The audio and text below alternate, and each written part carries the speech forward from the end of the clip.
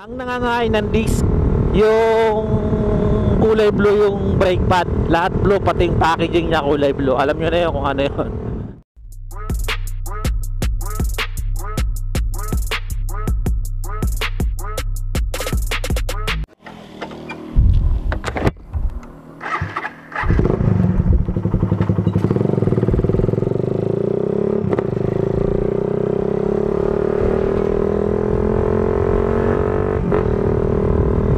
So yun, good day mga ka-raider.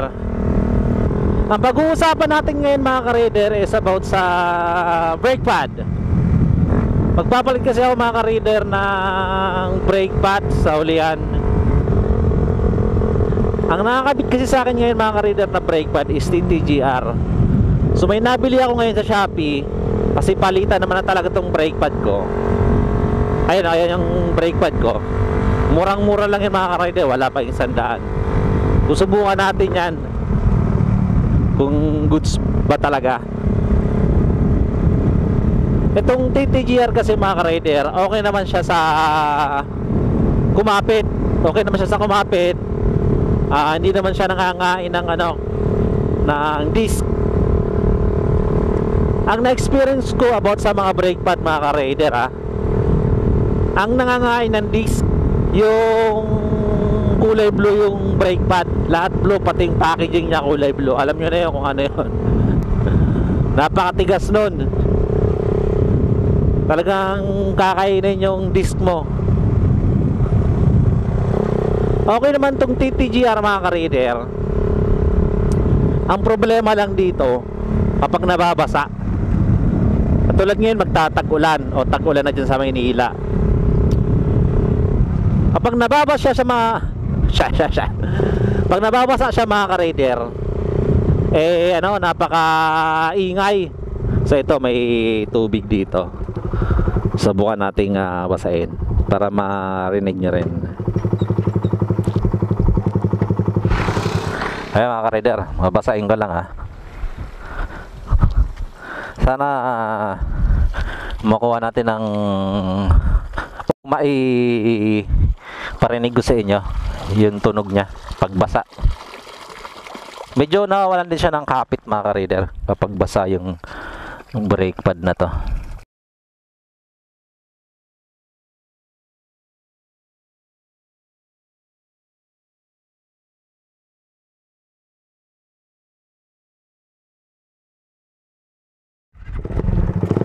Ito na mga ka-raider. Ayun narinig nyo?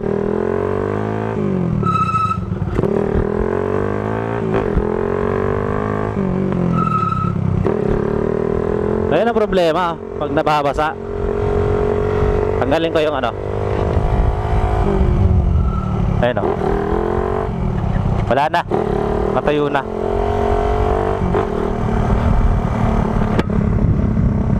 Sa pole wala na, matayo na.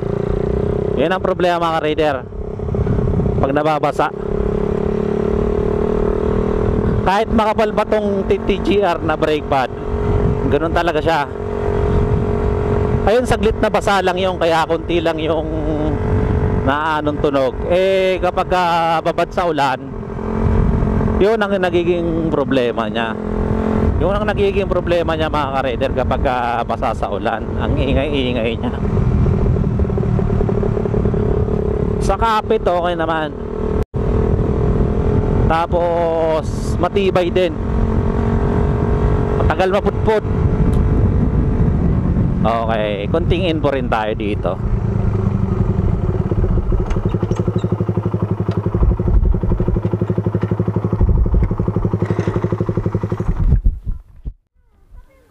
Tungkol ito mga ka-raider sa kung bakit mabilis mapudpud yung nasa hulihan kaysa sa harapan. May isang vlogger, narinig ko sa explanation niya, kasi daw mas nahanginan to, ito hindi.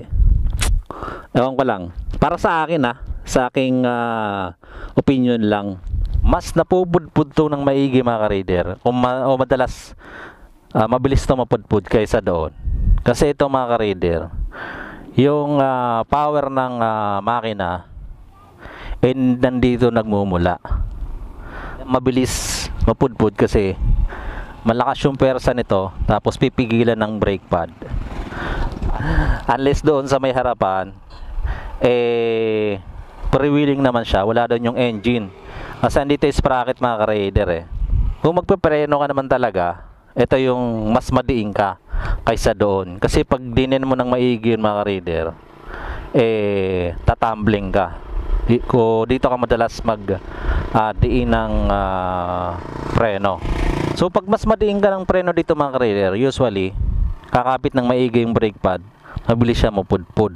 Okay? Tapos isa mo pa yung persa nung makina na nakakabit dito sa gulong na to. Baga habang pinipigilan mo siya, pumipersa din yung gulong o disc na umiikot. So nagpepersahan talaga sila. So pepersahin talaga ng brake pad na ipreno siya. Kaya mas mabilis mapudpud yung pad kaysa doon. Kasi mas persado to, mas abusado tong brake pad dito kaysa doon. Okay? Kapag nagdadrive ka kasi, ilang percent dito? 70 yata. Tapos doon, konting percent lang para hindi ka mag-skid o kaya tumambling. So yun lang mga kadero yung explanation about doon. Sa tingin ko, sa akin palagay lang ewan kong ibabas nyo ako kasi narinig ko yun sa isang vlogger dahil daw sa hangin. Pwede nakatulong yung hangin, pero yun lang ang palagay ko. So yun mga ka-raider, kakabit ko na tong ating nabiling brake pad. Sa Shopee lang to. Tapos mga ka-raider, abang-abang na lang kayo sa mga vlog ko. O kaya po-post ko na lang through picture o kaya reels, shorts, kung anong bad side o pangit o maganda sa brake pad na yun. Yung pala mga ka-raider, hindi to sa paninira ng brand, no? At hindi na ako nagpo-promote ng ipapalit nating bagong brake pad. Ano lang to, ang tawag mo doon, no? Parang ano ko lang, sa experience ko lang sa mga brand na to. So yung nasabi kong brand, siguro pag napanood nila tong video na to, mas i-improve pa nila yung kanilang produkto. Yun lang naman yun para much better, mas maraming customer na gumamit. Kasi itong mga brand na to mga ka-raider, mumurahin lang to.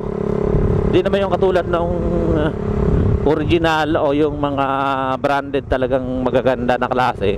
Medyo pricey talaga yon. Ito kasi mga brand na to mga ka-raider, budget meal So sabi nga nila ng iba, pag budget meal, asahan nyo na yung performance. Pero meron namang budget meal na magandang performance. Okay? So kabit muna natin to. Reviews natin tong brake pad na nabili natin. Okay, hanggang dito lang muna. So itong strength mga ka-raider, ayan ang sabi dito, baga sa Tagalog matibay o strong. Durability, ibig sabihin matagal siya bago masira o matagal bago mapudpud. So ito mga ka-raider, kung okay pa naman yung caliper nyo, gawin nyo lang, tanggalin nyo to, tapos nabubunot na yan mga ka-raider. Itong brake pad nabubunot na yan. Tapos tulak nyo ng konti itong yung parang piston dyan, kasi makapal na yung ulit natin. So ito mga ka-raider P tawagan, diba? Yan. So ito naman may nakalaman yan. Ang R50 version 2 rare, Leather 1 Rare, Shogun Rare, Shogun Sniper MX, City, Tip X150, XRM Trinity. So yun na ka-raider. Ito yung ano naman niya, So, number 1 daw sa safety. Ang priority nila. The highest quality brake linings for excellent stopping power is slippage prevention. O, tama ba? GPC use only the finest alloy. Brake disc pads for maximum strength and durability. Ayan, strength, matibay. Durability. Manufactured under strict. Ayan, strict yung quality control nila. Matinding pag-QC daw nila dito mga kare.